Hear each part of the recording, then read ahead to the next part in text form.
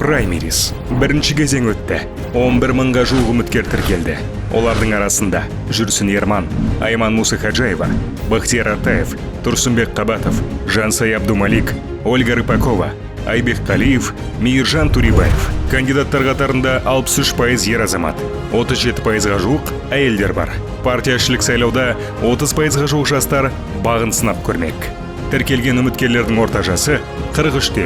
Праймеризге қатысушылардың басым көпшілігі білім және ғылым, шағын және орта бизнес салаларының, азаматтық сектордың, сондай-ақ бұқаралық ақпарат құралдарының өкілдері.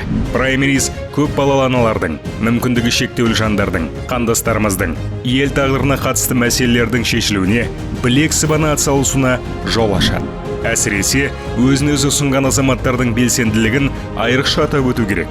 Олардың жалпы саны 72%-ды құрады. Үміткерлердің басым көпшілігі Түркістан, Алматы және Шығыс Қазақстан облыстарының тұрғындары.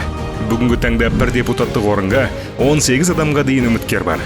Демек, қызу бәсеке әлі алда. Праймерис. Топ бастайтын кез келді.